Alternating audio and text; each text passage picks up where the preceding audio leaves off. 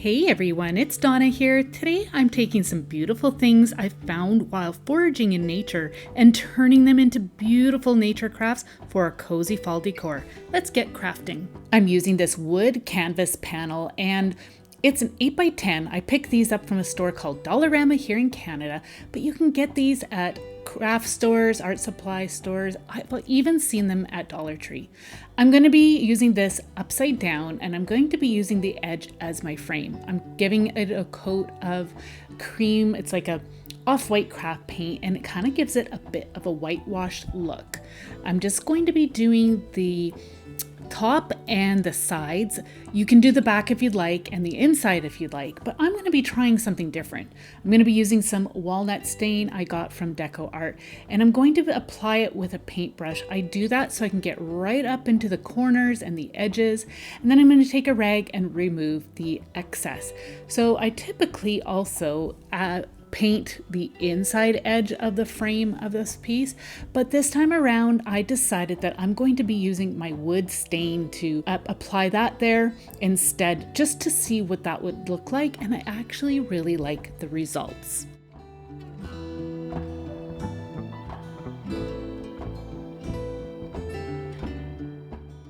Using a paintbrush also helps control where you are applying the color as well. I'll use the end of the paintbrush to just wipe off any excess that may have built up in any of the edges and corners. I have this birch bark that I had foraged, and to get it nice and flat, I had dampened it a bit, or I possibly found it damp, and I placed it under some heavy boards and I allowed it to dry. I'm using a pencil and I traced out a shape that I'm going to be using as a mushroom stem, and then I'm just using some scissors to cut that out. It actually cut really easily because this birch bark is thinner. So I'm going to set that aside, and now I'm going to create my mushroom top. Again, I'm just using my pencil to trace that out, and you can use an eraser to erase any of your pencil marks that you may still be showing once you have this all cut out. You can leave these as is if you'd like, but I wanted to add a touch of some distress ink in vintage photo, and I'm going to just use a makeup sponge and apply it along the edge. This will create kind of some like dirt, as if you've just freshly gone and picked that mushroom. And I'm also going to apply some to the top of the mushroom just to help break up all that white color and just again to create just some interest to the piece.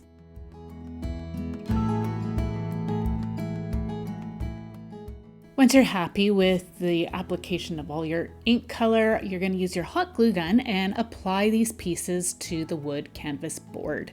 You can butt it right up against the bottom edge if you'd like. You can add a touch of moss, branches, anything else that you'd like, but I just wanted to keep this piece nice and simple. I think it's a very, very effective piece. I love how it turned out. And it was actually very, very easy to make. So you could make several of these with different mushroom shapes, whatever you'd like. And you could use these as gifts. You can make them to sell, anything you'd like. I think it looks beautiful in my home fall decor.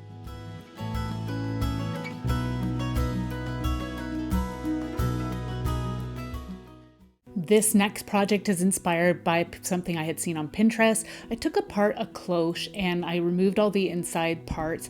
I sprayed the base with oil rub bronze spray paint, and I'm going to just set that aside for now. I'm using this bird's nest I had found on the ground and it had fallen apart, so I picked that up for use. I've got branches, I've got grasses, and some feathers. I picked up the feathers from a craft store. So I'm just taking a piece of the bird's nest here and I'm going to just kind of shape it a bit back into the shape of a nest. Using some hot glue on the base, I'm going to press this nest into place. Now you could add a bit of glue to the bird's nest to make sure it holds together if you'd like, but it's going to be inside this cloche, so I wasn't concerned about it falling apart on me. Now for the embellishments. I'm going to start off with some branches. I'm just going to break a bunch of them down off of the stem, and then you want to just snip them down a bit so then they are going to fit underneath your cloche dome. So I just measured it, and then I'm going to continue to cut them down, and I'm just going to make sure again that it will fit. I'm just going to be using some hot glue on the tip, and then I'm going to place it inside the bird's nest. I'm going to hold it in place until the glue sets up a bit before I continue on. So again, like I said, this is something I had seen on Pinterest. It kind of reminded me a bit of like a specimen card, except this is like a specimen cloche.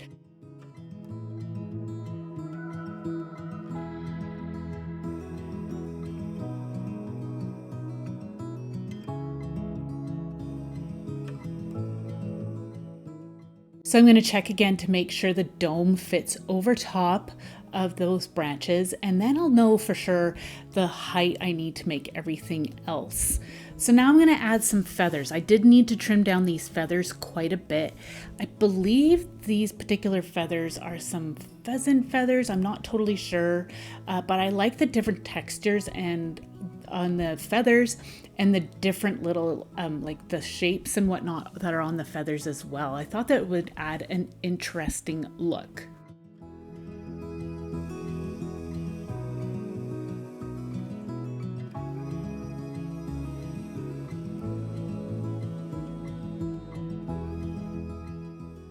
I'm going to add my grasses now. These are grasses that I had actually picked from my front yard, but you can go for a walk and gather up some grasses that you find out in nature.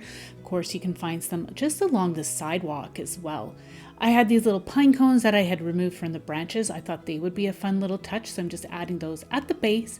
And then once you are happy with everything that you have, you can then put your cloche back into place. You can add anything that you'd like to something like this. I just think it was so effective and would make a beautiful piece for my fall decor. This next project is going to be an easy one. I have this frame from Dollar Tree and I found this skeletonized leaf in my mom's backyard. I had this piece of fabric that was on hand as well. I'm just going to be taking the frame apart. I needed to just be careful here because I had struggled with these little brackets, but I managed to get them off.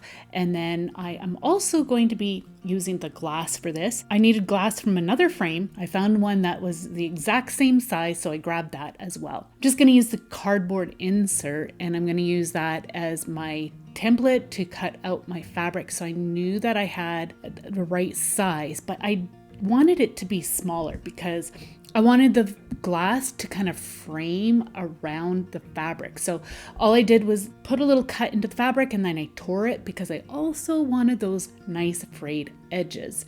So I'm just going to continue to tear this down until I get a size that I'm happy with that works with the leaf that I have. I'm going to start layering my pieces. So I put my fabric onto the one piece of glass, and then I'm going to take my leaf and put that on, and then grab the other piece of glass and put that on top. Of course, you want to make sure that your glass is all nice and clean. And then all you have to do is put this back into a frame that you want to use. I'm going to use this metal one again because I really like that gold look that's around it. And it just created a nice, super elegant, but yet very, very unique piece. And I was so happy that I was able to find a naturally skeletonized leaf to use for this project. Let me know what you think of this one.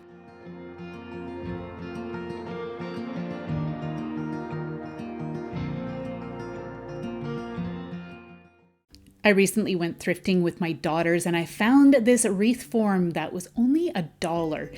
It had been used before, but the glue bits that were left on here were really easy to remove. That's the thing I find about like twig wreaths or grapevine wreaths, is that you can reuse them quite easily. I'm actually going to be using this flat on the table. I'm going to be making a candle wreath.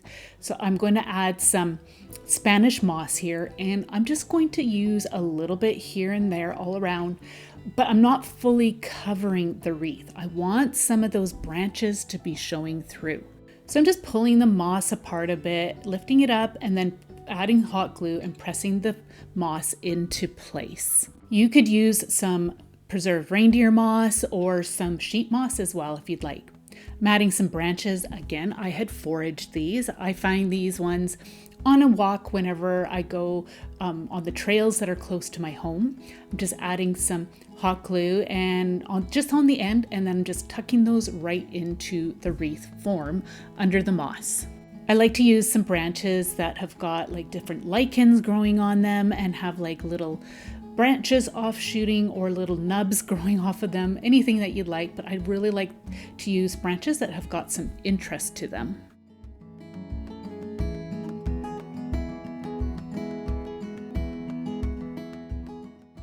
I wanted to add a little color, so I grabbed these pip berries that I had in my stash. I think I picked these up from Michael's like 3 years ago, but you can use pip berries from Dollar Tree or anywhere, or use any kind of berry that you'd like.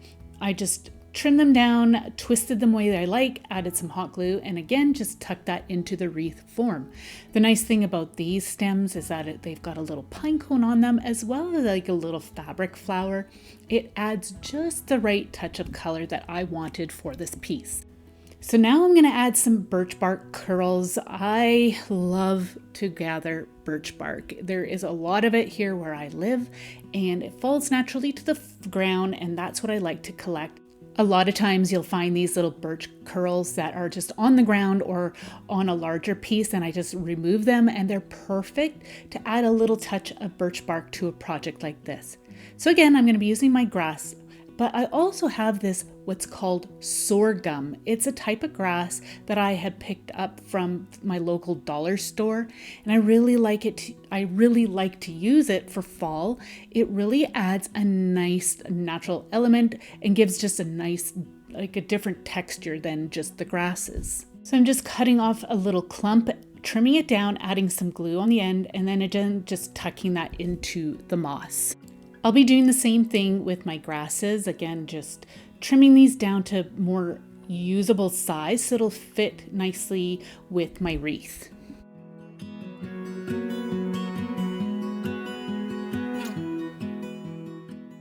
Going foraging or gathering items from your yard is a great way to save money for your crafting. I do it quite often, and I know a lot of you enjoy that as well. I'm using these hemlock pine cones. They are a nice small size, perfect for little crafts. So I'm just going to add several of these all over, and then you can add, again, anything you'd like. If you want to add some feathers, go right ahead. I'm just adding a hurricane vase and then a battery operated light, put that in place, and it's ready to be put on display. I think it is absolutely gorgeous.